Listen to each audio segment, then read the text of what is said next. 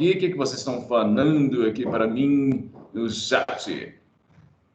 O Gustavo Bom dia, Edmar. Bom dia! Quem manda esse bom dia gostoso de ouvir? Bom dia, Edmar. Bom dia! Quem falou bom dia foi a Nicole. A Nicole é do 8º C. Nicole Valadares, do 8º C. E aí, moçada, tudo bem com vocês? Isto. Tudo bem? Eu não consigo ver o chat porque o menino tá aqui, tem um negócio aqui esquisito que tá aparecendo. Odeio quando isso acontece. Moçada, é o seguinte, já começamos a gravar. O que vai acontecer hoje? Primeira coisa, vocês precisam me entregar a tabela.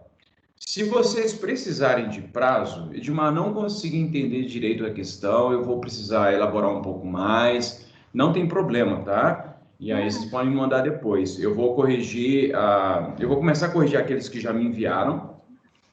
E aí, na medida que vocês forem terminando, agora vocês precisam me enviar. Todas essas atividades, inclusive, por exemplo, as trilhas do conhecimento, eu estou compilando. Eu estou deixando aqui no meu... eu mostrei isso na última aula. Eu coloquei lá numa tabela e aí eu coloco quem fez, quem não fez, o percentual de acerto e por aí vai. Tem pouquíssima gente aqui hoje, gente. Cadê o povo? E aí, enfim... então estou compilando, e essas atividades, por exemplo, o trabalho sobre as revoltas coloniais, então eu coloquei a porcentagem lá também na minha tabela, então tem tudo isso já compilado.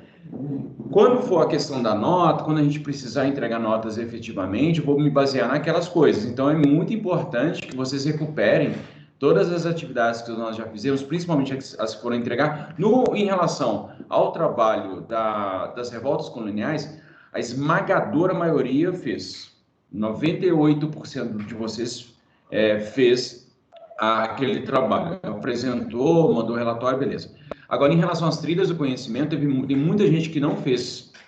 Não fez e aí precisa fazer. Porque para recuperar, tal, enfim, porque eu vou me basear naquilo. Em relação à questão desse trabalho, dessa tabela que vocês vão mandar para mim, também a mesma coisa. Eu vou deixar lá, gravado uma nota, e aí, como vocês fizeram pelo campus, dá para eu devolver para vocês, com a nota, assim, olha, vocês acertou tudo. E aí eu vou fazer, inclusive, um comentário, enfim, né, sobre o trabalho. Beleza? Diga, Nicole. Eu queria saber se, como a gente está fazendo em grupos, eu queria saber se a gente tem que colocar nos dois perfis ou só um, e se tem problema enviar pelos dois. Não, eu preferia que enviasse só um. Por exemplo, a galera do 8º E, que eu vi, que a Carol pediu para eu dar uma olhada se o dela tinha chegado, aí eu vi que a Isabela fez com o Davi. E aí o que aconteceu? A Isabela enviou e o Davi deu um cheque, que tipo assim, ó, tá enviado. Então, não precisa as duas, ou o trio, todos os três enviarem, não. Só uma pessoa tá ótimo, tá? Mas aí depois você vai corrigir nos dois, porque senão alguém vai ficar com menos ponto. Não, aí eu mando para vocês também. Aí eu mando o mesmo feedback que eu mandar para a pessoa, aí eu coloco na correção lá para você também. Beleza? Tá, obrigada. Não é nada. A Júlia Padula tinha levantado a mão. Já resolveu a sua dúvida, Júlia? Acho que sim, né? Oi, Edmar. Não estou vendo o chat. Sim. Hoje pode postar aqui até o fim do dia? Ou tem um prazo? Pode. Não, é isso que eu falei no início da aula. Se vocês precisarem, quem perguntou foi a Ana Clara. Se precisarem de mais tempo, não tem problema, porque eu, inclusive, eu estou tentando fazer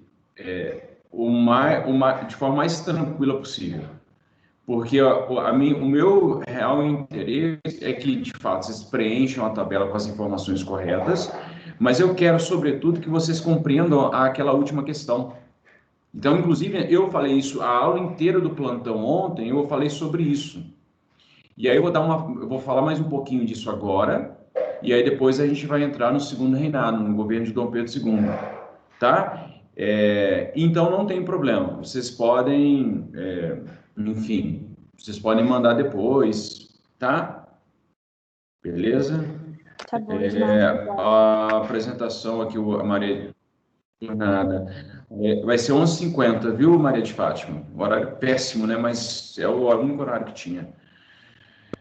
Um monte de gente aqui. Bom dia, Carol. Bom dia, Eduarda. Bom dia, bom dia, bom dia, bom dia, bom dia. Então, beleza. Então, a gente vai... E aí, nas próximas... Aí, semana que vem, anotem aí, por favor. Se alguém, por favor, puder anotar, inclusive, no chat, eu agradeceria. Semana que vem tem diagnóstica. E aí, o que vai rolar na semana que vem? Na terça, a diagnóstica é na quarta-feira, vai ser pelo campus. Não vai ser naquele formulário lá, porque aquele formulário é uma confusão, vai ser pelo campus. Então, o que vai acontecer? Vai ser mais ou menos a mesma dinâmica, aí umas questões fechadas, umas questões dissertativas, 2 questões dissertativas. E aí, sobre o quê? Sobre o período regencial. É só sobre o período regencial, tá? Não vai cair o primeiro reinado, não vai cair o segundo reinado, vai ser só sobre o período regencial. E aí, o que eu vou fazer na terça-feira? Na terça-feira, eu vou colocar uma lista de revisão lá no campus, com seu respectivo gabarito. Então, aí você vai precisar pegar apenas as listas relacionadas ao período regencial, tá?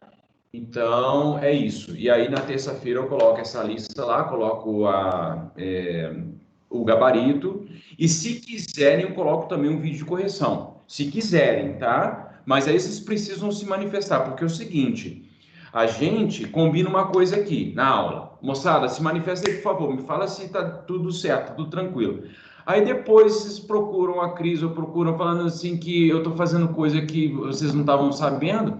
Por exemplo, na sexta-feira da semana passada, eu combinei com vocês que a gente faria, na terça-feira, eu não colocaria lista, não colocaria correção, e só colocaria os vídeos das revoltas regenciais.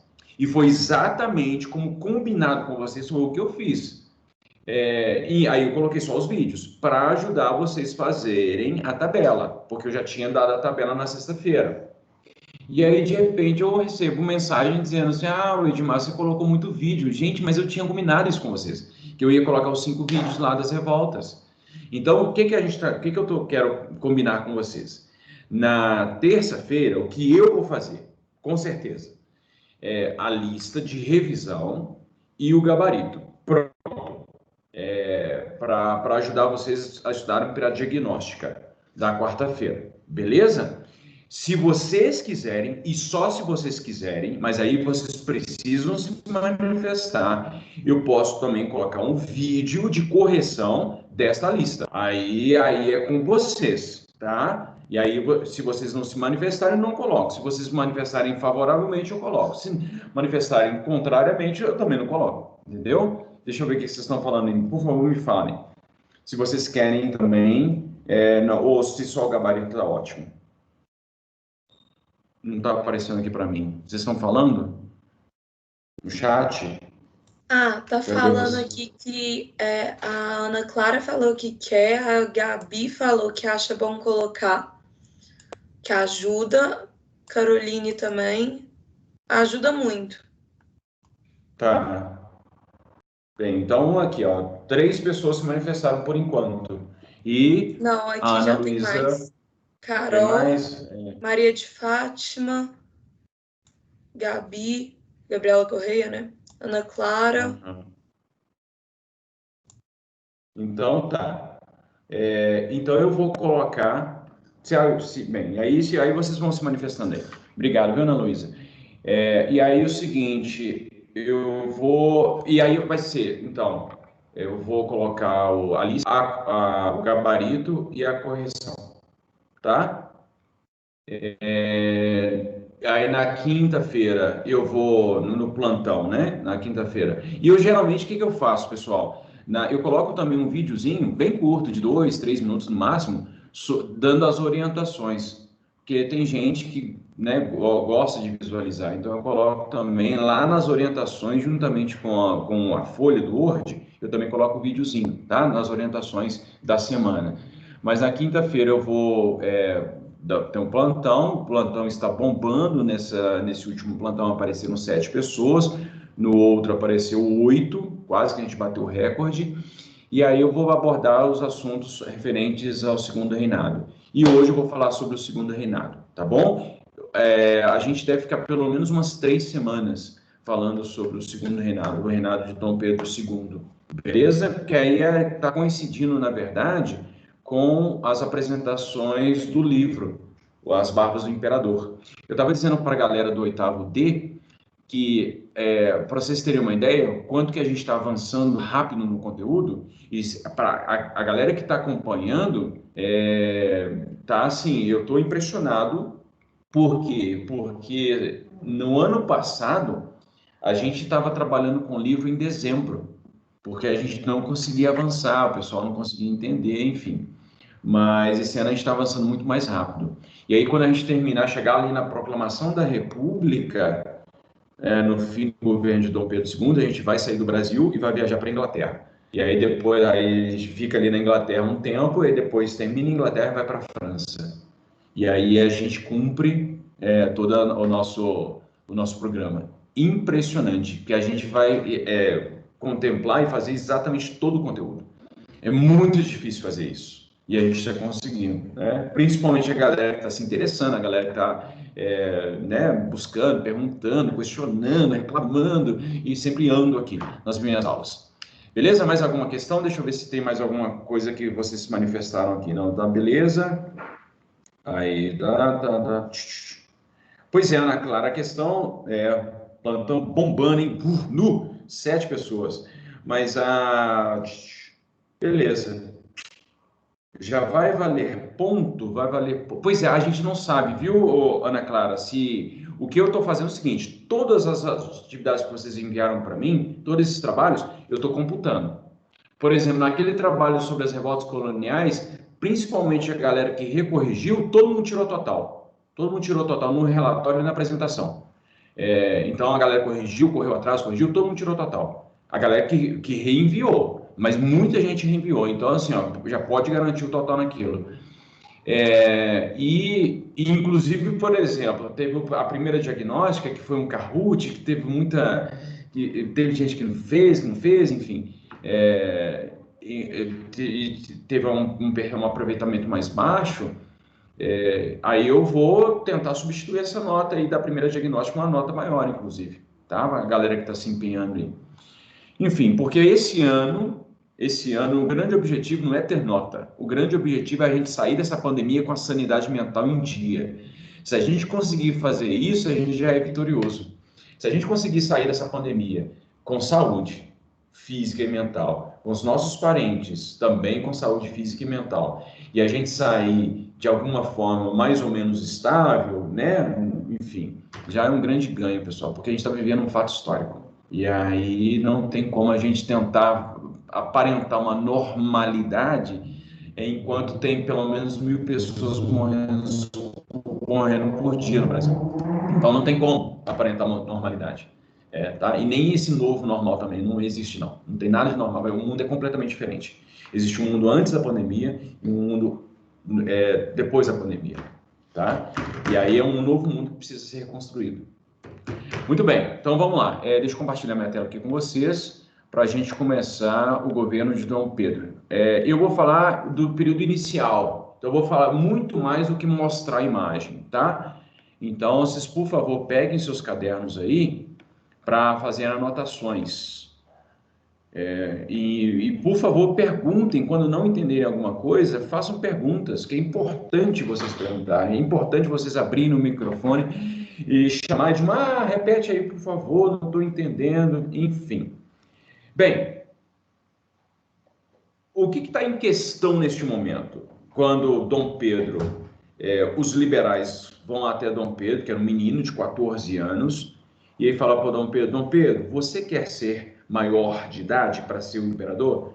Ele vai, não estou fazendo nada, já zerei todos os meus jogos aqui do PlayStation, enfim. Aí ele falou, quero. Quando ele aceita, há uma grande surpresa para o Brasil inteiro, porque não se esperava que ele aceitaria tão prontamente. Ele aceitou. Obviamente que no instante que ele aceita, que é em 1840, ele vai ser preparado, né? Eles vão apresentar para eles, olha, o senhor vai ter que fazer isso, aquilo, não sei o que lá, não sei o que, enfim. Até que ele é coroado em julho de 1841. Bem, o que está em questão nesse momento, além do quando ele pega o Brasil está se formando, o país está se formando, o Estado Nacional Brasileiro está se constituindo, tá? Então, se você pensar assim, que o Brasil tem menos de 200 anos, então o Brasil é um país novo. Mas, de uma forma geral, todos os países são novos, porque a formação dos estados nacionais é um fenômeno recente na história do país, na história do mundial. Porque antes as fronteiras estavam indefinidas, as culturas, os símbolos nacionais, tudo isso é fenômeno histórico recente.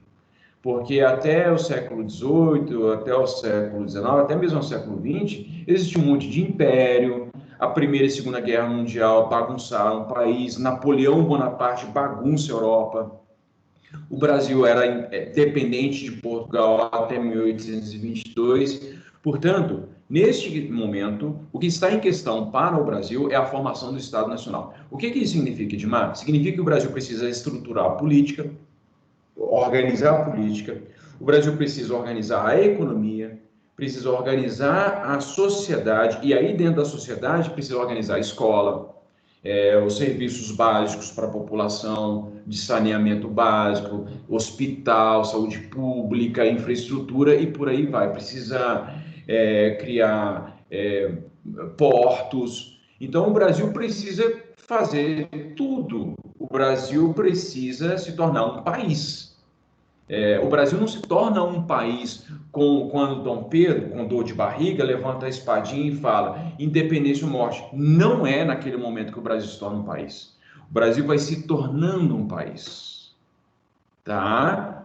E eu vou falar de novo, porque essa frase é muito importante. Ao longo do século XIX, o Brasil vai se tornando um país. E com muitos problemas. Se você chegasse no ano de 1831, lá em Belém do Pará, e falasse com um paraense assim, e aí, mano, beleza? Beleza, choveu, né? Ah, pois é, porque lá no Pará chove todos os dias, lá em Belém do Pará, ou pelo menos chovia todos os dias. Aí eu, pois é, choveu, né? Ô, moço, você é o quê? Você é paraense? Aí o cara olhava para você com aquela cara de paisagem. Oi? Porque não havia uma identificação. Isso tudo é coisa recente. Você é brasileiro ou paraense? Oi? Então, menos ainda, então o cara não tinha nenhuma identificação. Se você se pergunta hoje, o que define o Brasil como um país? Quais são os nossos símbolos nacionais? O que é ser brasileiro? Enfim, talvez, alguns tenham muita facilidade de responder isso, alguns terão muita dificuldade para responder. Ah, brasileiro é o cara que fala português. Ah, mas no Timor-Leste se fala português. Na Angola se fala português, tá bom. O Brasil é um país que tem uma diversidade cultural e étnica em todos os cantos do mundo tem. Afinal de contas, o que define o Brasil como tal? E aí eu tendo a responder que o Brasil é muito mais definido pelas questões, pelos defeitos do que pelas qualidades. Tem muito mais. E aí, daqui a pouco, eu vou mostrar o porquê. Bem, mas de qualquer forma, então, o Brasil está sendo constituído como um país, como Estado Nacional Independente. Como Estado Nacional Independente. E aí tem um problema político. Qual que é o problema político? O problema político é o seguinte, o Dom Pedro I fez uma bagunça. Eu estou falando bagunça, gente, mas só para vocês entenderem, mas foi caótico o governo de Dom Pedro. O primeiro reinado foi muito caótico. É claro que Dom Pedro não só fez coisas erradas, ele fez coisas boas, quer dizer, coisas positivas também. Ele teve acertos também. Mas o primeiro reinado de Dom Pedro foi muito bagunçado. E aí, então, quando Dom Pedro II ele é aclamado imperador, ele vai ter que organizar o Estado brasileiro. Ele vai ter que organizar a política. Quando ele assume, ele tem alguns desafios. Um desafio, por exemplo, é manter o território brasileiro. Aí que vem a questão que eu coloquei para vocês lá naquela tabela, que eu quero que vocês respondam bem organizadamente, bem estruturalmente e por aí vai. Que questão é essa? É a questão da manutenção do território, porque estava ameaçado. Quando que estava ameaçado? Pelas revoltas regenciais. Pelas revoltas regenciais. As revoltas regenciais questionam e colocam em xeque a unidade territorial. E aí os regentes têm um sucesso, politicamente falando, os regentes conseguem debelar as revoltas, conseguem reprimir as revoltas e manter a unidade territorial. Ponto positivo para os regentes. Então, politicamente, o país, nesse sentido específico, de manutenção do território nacional, o país consegue. Bem, mas isso de fato é vantagem, Edmar? Bem, não sei. O que estava em questão é o seguinte: se as revoltas regenciais tivessem tido sucesso, muito possivelmente o Brasil não seria isso, esse território. Seria bem diferente. A gente tende a falar assim que seria esquisito, porque a gente tem a nossa referência, né, o mapa tal como é hoje. Mas teria um país no sul, teria um país na Bahia, teria um país no norte, teria um país em Pernambuco. Então seriam outros países com outros nomes, e esses países falariam português, mas seriam outras coisas, né? Então, as revoltas regenciais ameaçam a unidade territorial. E como eles ameaçaram, os regentes, ao conseguirem reprimir as revoltas, eles garantem a unidade territorial. Então, qual é a relação das revoltas regenciais com a formação do Estado Nacional Brasileiro? A repressão às revoltas teve sucesso na manutenção do território brasileiro. Então, politicamente é isso. Economicamente falando, o Brasil estava passando por um processo muito difícil, porque Dom Pedro endividou bastante o Brasil, porque não tinha dinheiro. Quando Dom Pedro lá anuncia, quando Dom Pedro consegue a independência, Dom Pedro I, o Brasil estava quebrado, o Brasil não tinha dinheiro. E aí, por quê? Porque o ouro, que era a principal fonte da economia colonial, já tinha entrado em declínio.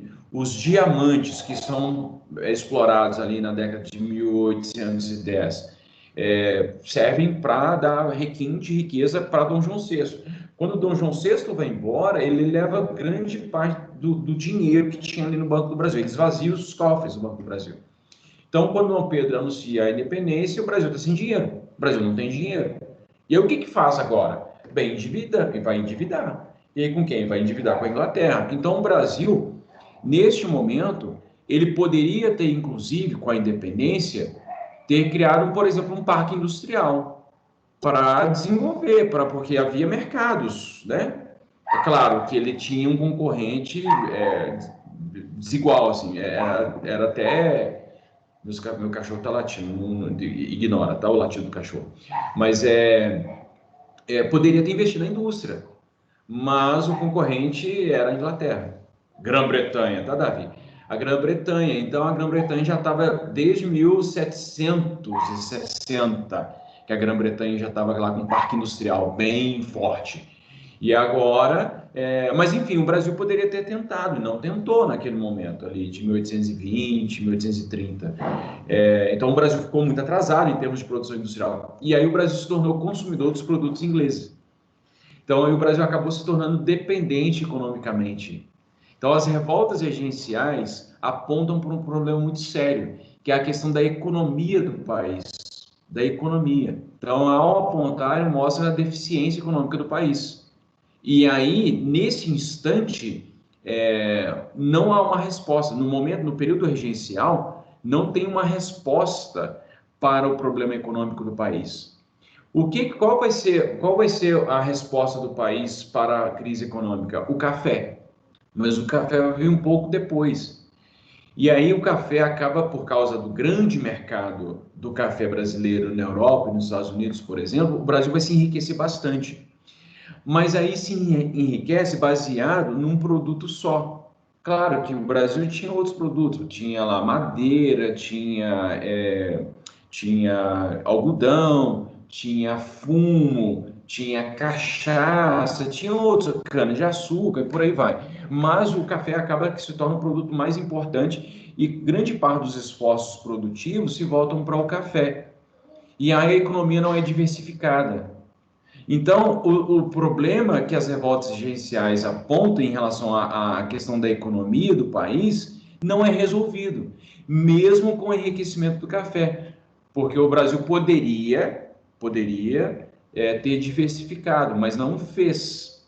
Então, é uma questão que foi passando de geração em geração e isso foi acumulando o problema econômico do país. Veja a nossa situação atual, gente, da economia do país.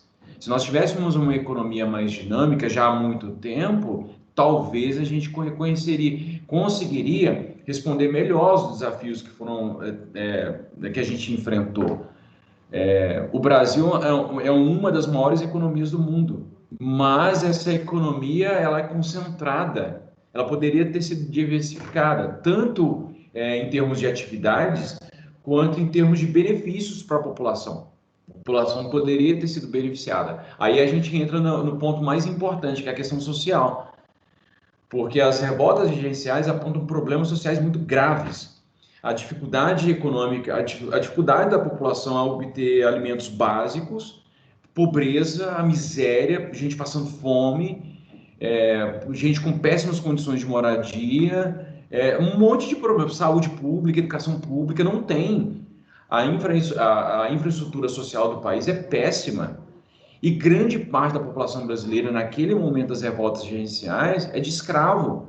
Então o escravo vive na senzala, sem assistência alguma, a própria sorte. Então esse problema é um dos problemas mais graves que o Brasil tem. Não ter resolvido a questão da escravidão naquele momento, que foi apontar as revoltas gerenciais, elas são extremamente importantes porque elas colocam o dedo na ferida do país. Vocês precisam resolver o problema dos escravos no Brasil, dos escravizados no Brasil. E o Brasil não resolve. Aí o que o Brasil faz? Coloca isso debaixo do tapete e é mesmo. A atitude do Brasil, dos governos brasileiros, tanto dos regentes quanto de Dom Pedro, é colocar a questão da escravidão debaixo do tapete. Em 1831, a Inglaterra chamou o Brasil na chincha. Assim, ô Brasil, vocês podem parar com essa palhaçada desse tráfico negreiro aí. O Brasil, calma, Grã-Bretanha, calma, a gente vamos assinar um documento aí. E assinam um documento. A Bill Aberdeen assinam o documento e falam assim, beleza, vamos acabar com o tráfico negreiro. Acabou nada. Só fez essa lei só para o inglês ver, né? Enfim, aí o Brasil não resolveu a questão do tráfico negreiro. Só em 1850, já no governo de Dom Pedro II, é que acaba efetivamente o tráfico negreiro. Bem, só que, olha como é que foi benéfico acabar com o tráfico negreiro. Por um lado e por outro nem tanto. Mas, enfim, acabou com o tráfico negreiro. O tráfico negreiro movimentava muita economia, muito mesmo. E aí, como não tinha mais, para onde que foi esse capital? Ele foi investido na infraestrutura da capital do Brasil, do Rio de Janeiro. O Rio de Janeiro se modernizou, houve um surto industrial pequeno, mas houve um surto industrial em 1850, depois da abolição do tráfico negreiro.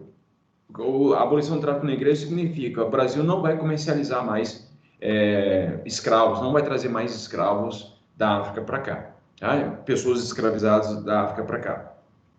E aí o capital ele é investido na infraestrutura. Olha que interessante. Se o Brasil naquele momento tivesse conseguido fazer isso, abolir a escravidão, acabar com essa história de escravidão e vamos investir esse capital na organização estrutural da infraestrutura do Brasil. Cara, olha que... Enfim, então naquele momento...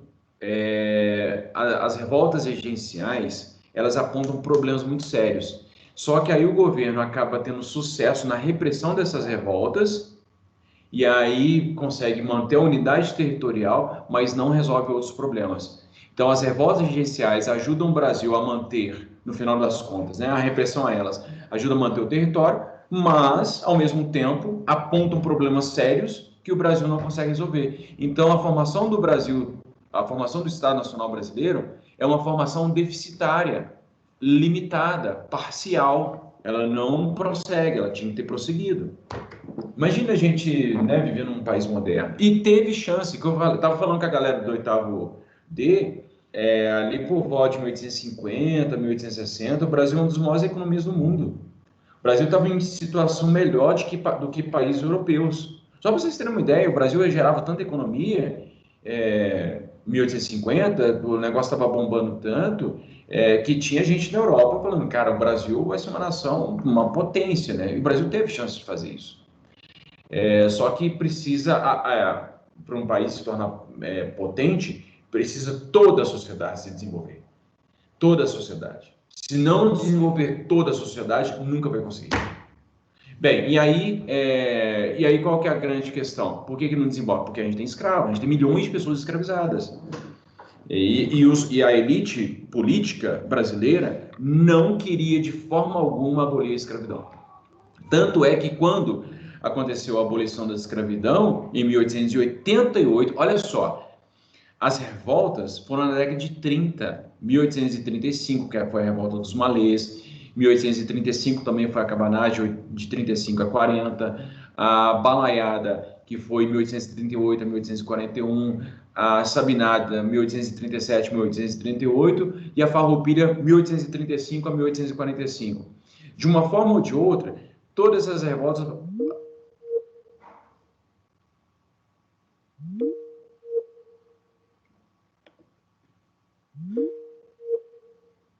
Eu dei uma leve caída aqui, mas já voltei, tá? O pessoal estava travando? Não, né? Espero que não. Acho que não. Porque senão vocês já tinham me avisado aqui. Deixa eu ver aqui. Deu uma travadinha, mas já voltei. De vez em quando... Vou colocar no campus. Ô, Maria de Fátima, eu não vou colocar esse PowerPoint ainda lá no campus hoje.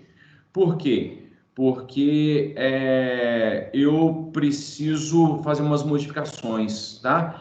Eu vou colocar lá na sexta-feira da semana que vem. Gostei. O Brasil só demora demais. E aí a questão, Gabriela, que quando por o Brasil demorar demais a acertar, e aí ele acaba perdendo o trem da história. Aí o trem passa e ele fica para trás. E aí não tem como. Aí quando ele vai querer acertar, aí já tem um outro caminho para percorrer. Isso, exatamente. Marcos Zambuja. Tá vendo? Quer acreditar, beleza? Isso. Beleza. Tá. Muito bem. E aí, o Brasil foi para acontecer. Exatamente, Otávio. E aí você pensa, o Brasil já estava em crise. O Brasil não tem uma atividade econômica que desse bastante grande, desse retorno para o país. O Brasil estava endividado com a Inglaterra, bastante endividado. E aí, de repente, vai ter que mobilizar um exército para combater as revoltas.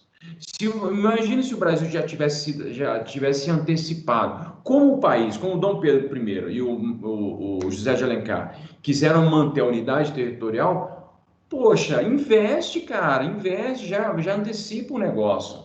E não espera o povo ficar numa situação totalmente deplorável para acontecer uma revolta, para ter que gastar muito mais dinheiro. Que é um recado que está sendo dado, inclusive, para o país nesse momento. A situação só está degringolando. E aí, se você não fizer um investimento pesado para amenizar essa situação, de uma grande parte da população que está em situação de miséria hoje, você vai ter problemas muito sérios, né? Como a gente está tendo agora, né? Por isso que, dentre outros fatores, a questão social está sendo fulminante para a questão da mortalidade da Covid-19 aqui no país. Então, é um problema muito sério que precisa ser direcionado desde 1830,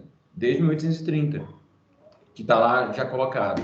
Então, a formação do Estado Nacional Brasileiro é um dos pontos mais importantes. Se vocês não compreenderem nada do que eu falei, mas vocês entenderem que a formação do Estado Nacional Brasileiro, a formação do país como uma grande nação, ela está em curso, ela não foi resolvida. ela está acontecendo ainda. E ela precisa acontecer de forma mais efetiva, addressing, como é que fala addressing? Não é, contemplando alguns problemas, algumas questões sociais, econômicas, de infraestrutura, de logística e política, que a gente tem crise em todos os setores, né? E aí, enfim. Então, esse é o desafio, mas esse é um desafio que aí, quando o Dom Pedro assume, com 15 anos de idade, é o desafio que está colocado para ele. Aí o pessoal, os regentes falam assim, toma que o filho é seu, Dom Pedro, pega aí, vai. Mas aí o que acontece? Aí eu vou entrar num ponto que é mais filosófico, assim, eu diria. O que acontece? Naquele instante, a população, de uma forma geral, acredita em Dom Pedro. Segundo, as pessoas têm esperança em Dom Pedro. E aí a grande parte mesmo da população. A população olhava para Dom Pedro e assim, não, agora vai dar certo. E de fato, Dom Pedro consegue, a figura dele consegue dar estabilidade para o país. Só a presença dele. Não é que ele faz coisas excepcionais, não. Mas no final das contas, as coisas se acalmam. As coisas são organizadas assim. Porque isso depende de uma coisa que a gente chama de realidade imaginada. O que é a realidade imaginada? É a crença. Na história recente do país, houve poucos momentos em que as pessoas, que o país, a maioria do pessoal, se entregou e foi convencida de que alguma coisa fosse dar certo. Um dos planos econômicos, o plano econômico mais recente que deu certo, ele dependeu muito do esforço coletivo de todo o país, que foi o Plano Real. Porque o Plano Real, ele seguiu mais ou menos a cartilha de outros planos econômicos anteriores. Mas a diferença do Plano Real é que as pessoas acreditaram no Plano Real. E aí ele deu certo. Tanto é que a gente tem, desde 1994, uma situação de inflação mais ou menos controlada. Isso nunca aconteceu antes na história do país. Então, só de 1994 que a gente tem. A gente vai ao supermercado, um pacote de arroz de 5 quilos custa R$12. Há 15 anos atrás, custava 8. Beleza, então variou, né? Claro, encareceu, tá, tudo bem. Mas se você fosse pensar, por exemplo, lá na década de 80, um pacote de arroz custava um dia R$12, no outro dia já estava 13. No outro dia estava 15. Na outra semana já estava 20. Era assim a situação, na década de 80, por exemplo. Mas eu quero dizer o seguinte, as pessoas acreditaram de uma forma geral. É claro que o plano ele tem uma estrutura, ele tem um planejamento, ele tem uma logística, ele tem uma organização racional por detrás dele. Agora, em relação a Dom Pedro, quando ele vai assumir, as pessoas acreditam. Ele já é um mito, antes de ser uma realidade, antes dele se tornar efetivamente imperador, já havia uma crença coletiva de que ele resolveria os problemas. Tanto ali da corte, a elite, os nobres brasileiros, de uma forma geral, acreditam, como a população, de uma forma geral. E aí ele é um cara sério, é o mesmo, ainda muito jovem, né, com 15 anos de idade, é um cara sério, é um cara que está, né, enfim, empenhado em fazer o correto no país, né, de uma forma geral. E as coisas mais ou menos se estabilizam mesmo. E aí coincide com o fato do café, que aí vai trazer muita riqueza para o país. Então, Dom Pedro, com esse desafio colocado para ele vai enfrentar, vai conseguir resolver algumas questões, outras não, outras ele só coloca debaixo do tapete, e a coisa vai caminhar. Então, a gente, de grande vulto, assim, durante todo o longo reinado de Dom Pedro, que vai durar 49 anos, de 40 até 89, durante esse tempo todo, vai ter apenas uma revolta digna de, sim, quer dizer, vai ter mais, mas uma revolta maior, assim, só vai ter uma, em 1848, que é a Revolução Praieira, lá em Pernambuco. Sempre os pernambucanos eles são os leões do norte, estão sempre combativos, sempre...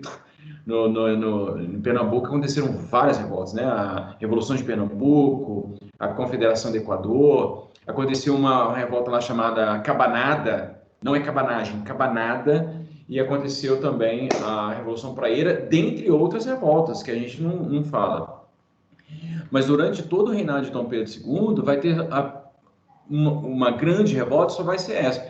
Vai ter outras revoltas, pequenas, menores, mas vai rolar também. Mas vai rolar a Guerra do Paraguai, que acontece no governo de Dom Pedro II. Vai rolar a questão cisplatina, que é uma treta muito séria, que é a questão cisplatina, na verdade, que leva à Guerra do Paraguai. Mas vai rolar um problema seríssimo em relação à questão dos escravos, das pessoas escravizadas.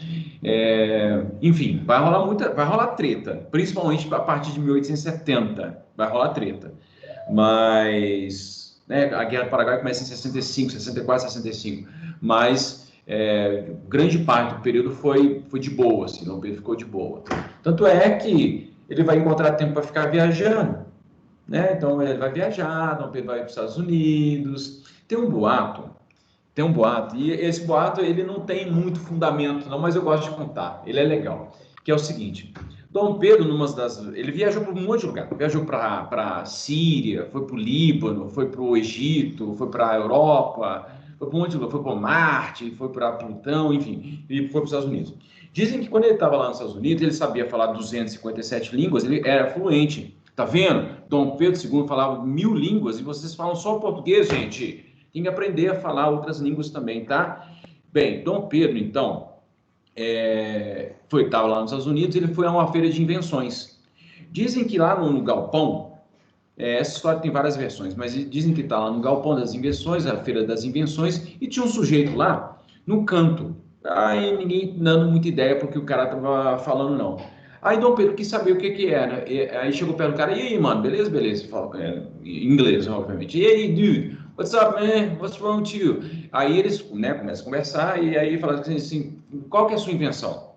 Não, é o seguinte, eu falo aqui num recipiente, eu falo aqui nesse negócio aqui, tem uma linha, e aí a pessoa escuta lá do outro lado. Ô, Dom Pedro, gostei desse negócio. E aí Dom Pedro se interessa pela invenção, e aí dá um dinheirinho lá pro cara, enfim, né? Dizem que a história é meio fantasiosa, que nada disso aconteceu, mas enfim. Mas, segundo a lenda, Dom Pedro teria contribuído para o Graham-Bell. O Graham-Bell inventou... Pois é, vocês que ficam o tempo todo em telefone, falando, tal, que em telefone um dia, não sei se você sabe, mas antigamente o telefone servia para a gente falar com os outros, conversar com os outros, ligar para os outros, boa tarde, tudo bem? Tudo bem, tudo jóia. Então, telefone antigamente era para isso. E aí, Dom Pedro teria ajudado o Graham-Bell a inventar o telefone, tá? Que todo mundo, até lá de Marte, utiliza telefone e ninguém agradece a Dom Pedro II. Olha só, Dom Pedro II trouxe para o país uma múmia. Ele foi dar rolê lá no Egito, ganhou uma múmia de presente e trouxe essa múmia para cá. Tá? Trouxe uma múmia, tá vendo, gente?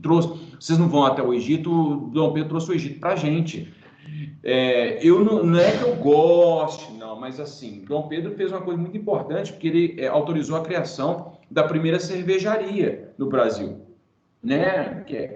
Para quem gosta, né? Então, toma, né, a cerveja. Mas Dom Pedro também, ele trouxe a fotografia, tá vendo?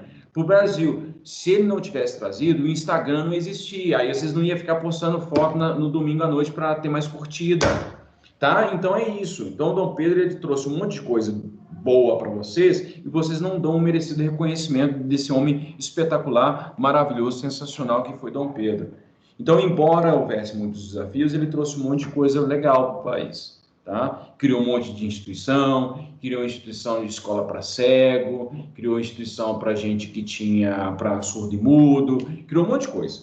E aí a gente vai falar, então, desse país. Mas no final das contas, ele foi expulso do país. Dom Pedro foi expulso. Olha que triste. Ele fez um monte de coisa importante para o país, principalmente a cerveja, principalmente, né, a organização do Estado brasileiro, mas as pessoas não reconhecem o que ele fez. E aí expulsam o menino daqui. Não, ele já era um senhor quando ele é expulso. Então ele vai ser expulso e dizem que ele carregava no bolso dele um pacotinho com a terra do Brasil. Olha que triste, gente. E aí ele carregava aquele pacotinho e tal, e aí ele vai morrer em 1891. Nasceu em 1825 e vai morrer em 1891 lá em Paris. E quando ele morre, há uma verdadeira comoção lá em Paris. Ele, inclusive, o velório dele é com honras de Estado. A França, não sei quem governava a França naquele momento, ele faz uma cerimônia como um chefe de Estado. E aí um monte de gente, tudo quanto é lugar, vai lá ver Dom Pedro, né, o corpo de Dom Pedro, né, que acabou sendo o último grande monarca, né, o último monarca do Brasil. E eu acho a morte de Dom Pedro vai ser um alívio para a galera que ficou aqui no Brasil, porque muita gente temia que a República não fosse vingar no Brasil. Quer dizer, inicialmente não vingou mesmo, né? Ô, moçada, alguma questão, alguma angústia, alguma consideração, alguma pergunta?